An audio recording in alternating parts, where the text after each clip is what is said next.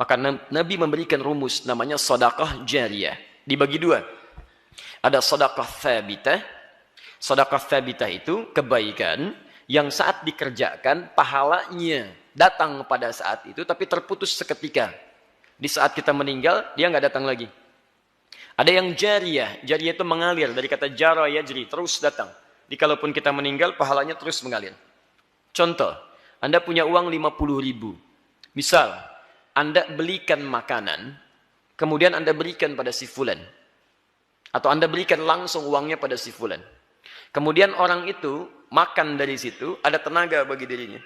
Ketika dia gunakan tenaga itu untuk berbuat baik, misal dia salat, misal kemudian dia baca Al-Quran dan sebagainya, Anda dapat bagian dari pahalanya. Sepanjang tenaga itu masih dihasilkan dari bahan yang berasal dari Anda.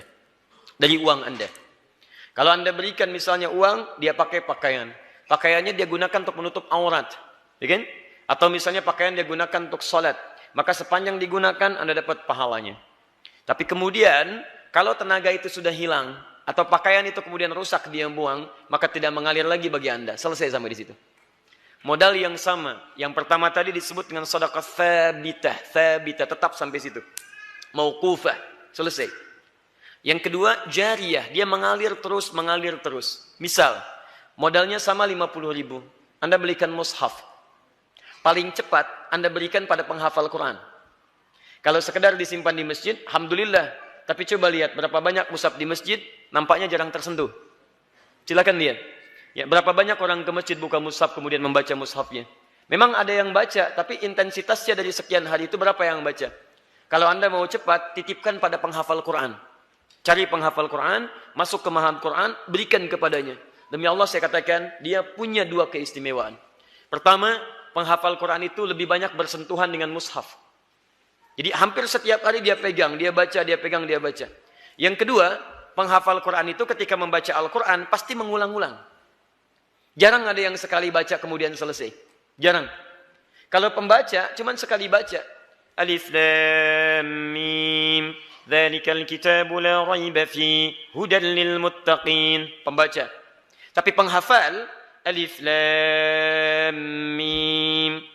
Dzalikal kitab, dzalikal kitab, dzalikal kitab, dzalikal kitabu la raiba fi, la raiba fi, dzalikal kitabu la raiba fi, hudan lil muttaqin, hudan lil muttaqin, dzalikal kitabu la raiba fi, hudan lil muttaqin. Berapa kali dia mengulang? Dan bukankah setiap hurufnya 10 kebaikan? At-Tirmidzi nomor hadis 2910. Man qara'a harfan min kitabillahi falahu 10 hasanat. Siapa yang membacakan satu huruf saja dari kitabullah, dia mendapatkan 10 kebaikan. Walam aqul alif lam mim harfun. Saya tidak katakan alif lam mim satu huruf. Walakin alifun harfun, lamun harfun, mimun harfun. Walikulli harfin 10 hasanat. Tapi alifnya satu huruf, lamnya satu huruf, mimnya satu huruf. Setiap hurufnya 10 kebaikan. Dan berita baiknya, karena mushafnya berasal dari ikhtiar Anda, maka berlaku hadis Muslim nomor hadis 1893. Man dalla ala khairin falahu ajruhu mithla ajri man fa'ala bihi min ghairi an yankusa min ajrihi syai'. Siapa yang memfasilitasi pada kebaikan, man dalla ala khairin falahu ajruhu mithla ajri fa'ili, maka dia mendapatkan pahala seperti orang mengerjakannya. Min ghairi an yankusa, tanpa dikurangi, ya, tanpa dikurangi min ajrihi syai', sedikit pun dari pahalanya. Sama persis.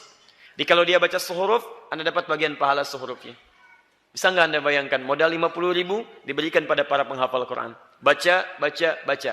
Begitu dia hafal, mempraktekkan hafalannya, Anda dapat pahala juga. Karena dia menghafalkan itu dari wasilah mushaf Anda. Kemudian yang paling menarik, sudah dia hafal, dia pinjamkan mushafnya pada yang lain. Ayo silakan baca. Modalnya sama, 50.000, tapi terus mengalir, mengalir, mengalir. Paham di sini? Taib, itu sedekah jariyah. Kedua, waladin salihin yad'u lahu. Anak yang saleh yang mendoakan kedua orang tuanya. Yang ketiga, ilmin yuntafa'u bihi. Ini ada kaitan dengan ini. Ilmu yang diajarkan dan ada manfaat dalam kehidupan. Maka tatkala guru ini mengajarkan dengan penuh keikhlasan, bermanfaat ilmunya, maka setiap murid yang mengamalkan, Masya Allah, berapa tuh limpahan pahala bagi guru-gurunya. Ini bagian pertama. Di tugas guru, itu hanya mengajarkan kewajibannya, kemudian dengan ikhlas dia sampaikan. Hak dia mendapatkan penghormatan, ingat, penghormatan dari muridnya. kemudian mendapatkan pahala dan balasan dari Allah Subhanahu wa taala. Pahala dari Allah dan penghormatan dari murid itu bergantung bagaimana keikhlasan dan sikap guru dalam mengajarnya. Karena itulah Imam An-Nawawi membuat kitab namanya At-Tibyan fi Adab Hamalatil Quran. Di kitab itu diterangkan bagaimana menjadi guru yang baik plus murid yang baik. Apa di antaranya? Ada akhlak sebagai seorang guru. Akhlak sebagai seorang guru. Banyak Pak, Bu. Pertama akhlak kepada Allah. Bagaimana mengikhlaskan hatinya. Dia pelajari dulu nih. Pilihan dia untuk mengajar. Maka begini cara pencarian ilmunya. Muncul Quran surah 96 ayat 1 sampai 5. Pemahamannya di Quran surah 9 ayat 122. Dalam memahami itu tetap menjaga peningkatan iman dan ilmunya hanya karena Allah. Quran surah 58 ayat ke-11.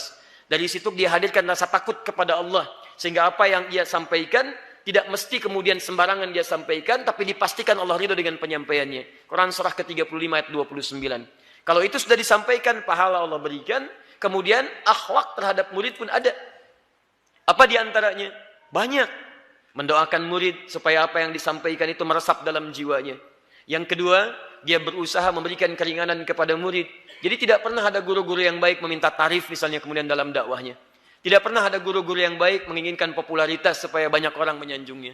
Tidak pernah ada guru yang baik perebutan murid dan takut kehilangan murid-murid kemudian berselisih satu dengan yang lainnya. Jadi kalau sudah itu disampaikan dengan baik, penghormatan murid pun kepada dirinya, itu dengan sendirinya akan mengalir seikhlas-ikhlas dan kebaikannya.